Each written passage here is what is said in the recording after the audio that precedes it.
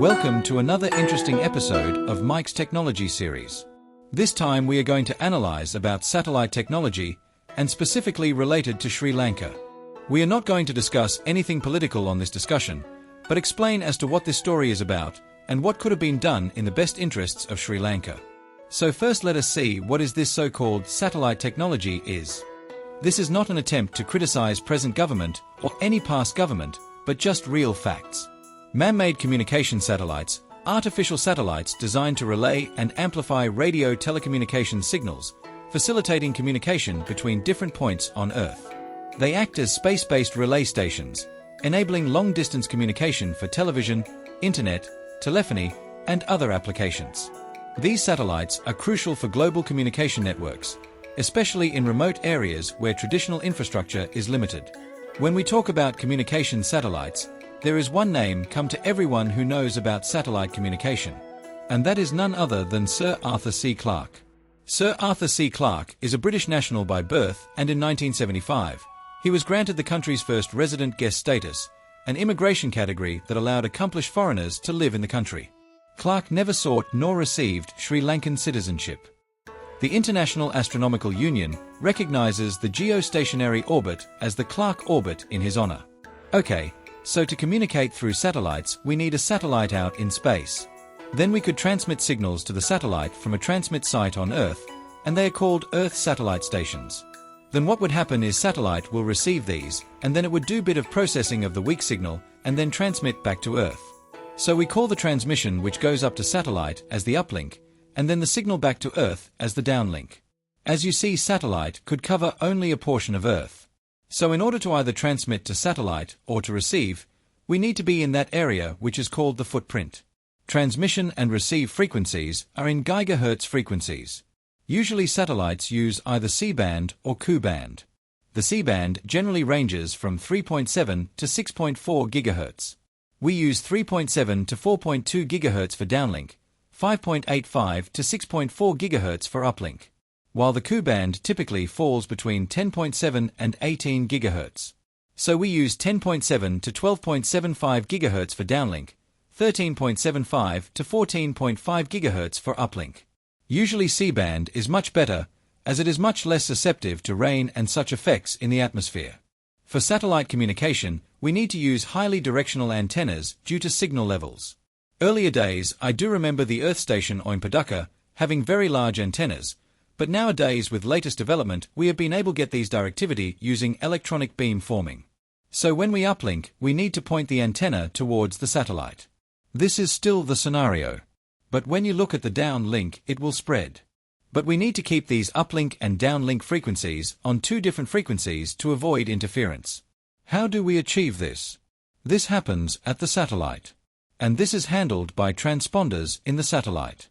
Transponder name has been created joining two words transmitter and responder. A satellite transponder is a device on a communication satellite that receives, amplifies, and retransmits radio signals.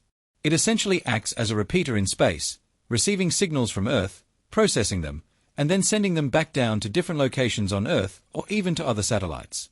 I have shared a basic schematic diagram of one type of a transponder. But there are few types of transponders. In our discussion today, we are not planning to go deep into transponders. A typical satellite transponder quantity ranges from 24 to 72, according to satellite communications resources.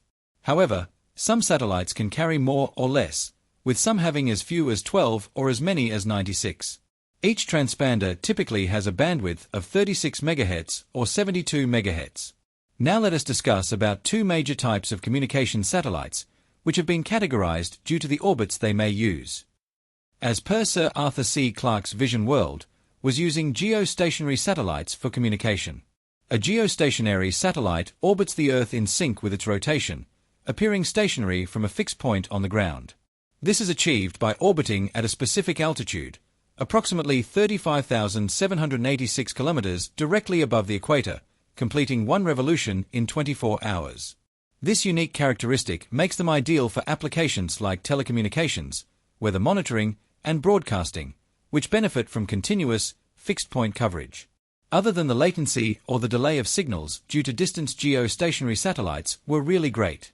But one more issue was that the space for such satellites were limited. This is due to the fact that we can place only few satellites around the globe along the equator. So as it now, this is very rare space real estate. Even if Sri Lanka gives up the position that was reserved for Sri Lankan satellite, it would be extremely valuable property. As geostationary satellite slots were limited, and with the development of technology, satellite operators started to look at low Earth orbit or LEO satellites. LEO satellites, or low Earth orbit satellites, operate in a relatively close orbit to Earth, typically between 500 and 2,000 kilometers above sea level. This proximity allows for lower latency, faster signal transmission, increased capacity, and lower signal requirements compared to satellites in higher orbits. LEO satellites are often deployed in constellations to provide global coverage and are used for various applications, including communication services, backhaul to remote areas, and direct-to-handset technology. Due to their lower altitude, LEO satellites complete orbits much faster, typically in 90 minutes to 2 hours. This means in order to have proper coverage, we need to have a large constellation of satellites place in LEO orbits. This is where geostationary satellite operation becomes simpler and valuable than the LEO satellites operation. Now let us see who is responsible for allocating the orbits to various parties. The ITU, or International Telecommunication Union, is the UN agency responsible for managing the global radio frequency spectrum and satellite orbits. It allocates frequencies and orbit positions to ensure efficient and interference-free operation of satellite systems. The ITU's Radio Regulations Treaty governs all uses of radio frequencies, including those by satellites in both geostationary orbit, GEO, and non-geostationary orbit, NGSO. The geostationary orbit is a limited resource. This unique resource is allocated by ITU carefully. While the ITU doesn't directly allocate orbital slots to private companies, it does allocate them to countries, which then often assign them to private companies. The ITU's role is to manage spectrum and orbital resources to ensure efficient and equitable access, primarily through the radio regulations.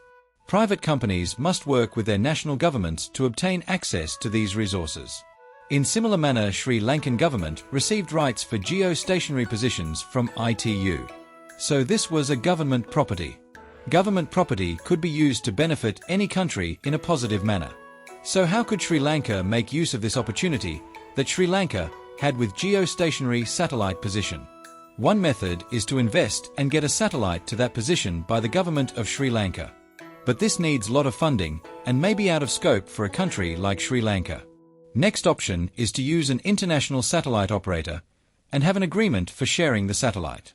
This falls into the category of public-private partnership contracts. There is even a government agency for this matter called National Agency for Public-Private Partnership, NAPPP, under Ministry of Finance in Sri Lanka.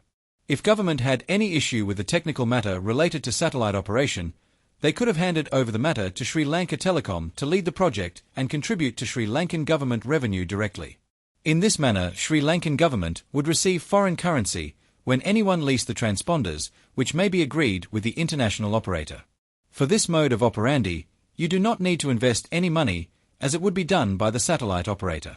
Yes, as this is a very rare real estate, any operator would join in the project willingly.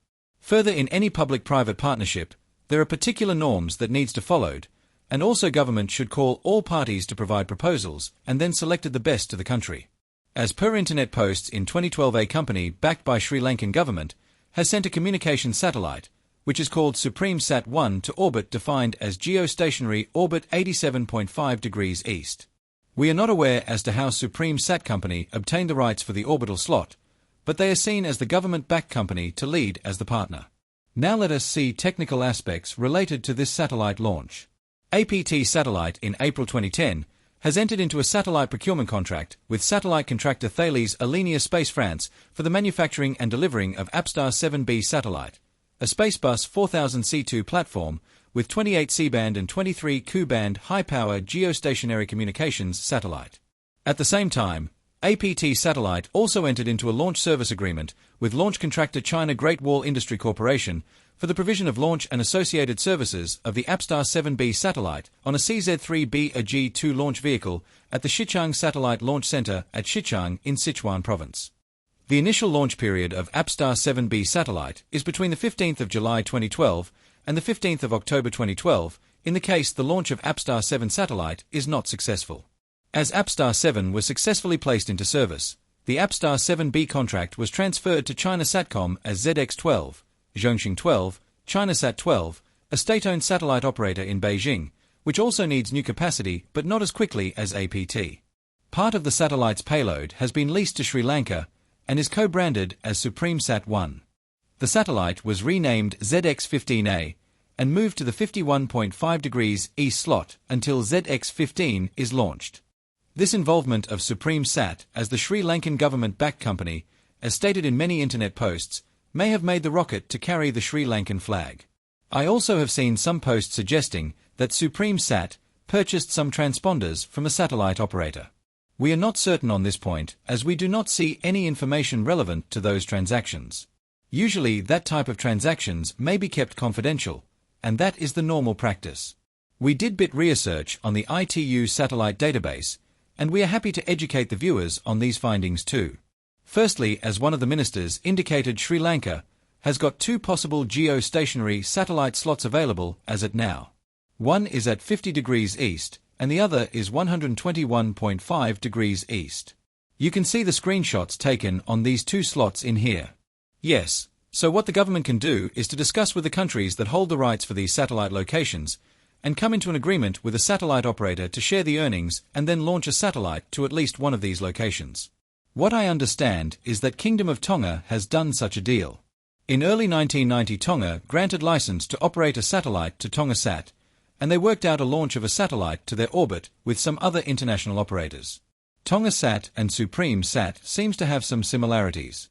In TongaSat scenario, slot occupied by TongaSat is owned by Tonga. But we cannot see whether the satellite in 87.5 degrees east is in a slot previously earmarked to Sri Lanka. As at now, this slot is registered to China. So that is the difference we see between TongaSat and SupremeSat operations, while there could be many other differences in the manner the company is structured. Here we are presenting the report from ITU database. These are in the ITU public domain where anyone can go and clarify. But keep in mind that this particular database indicates allocations only after details are registered with ITU. That is why there is a date indicating as the notice indicated date. So I suggest Sri Lankan government should do an investigation with ITU to ascertain as to what happened related to this satellite slot of 87.5 degrees east before making claims on any wrongdoing. Because it will be the government or the regulator in Sri Lanka who can find those details with ITU and no one else. This type of work will clear doubts that has been created in the past. Anyway, hope you would have got an understanding as to what is this satellite matter related to Sri Lanka, both technically and also procedural manner. Hope something good will come out of this video, and I have tried to keep away from all the political issues. Thank you for watching.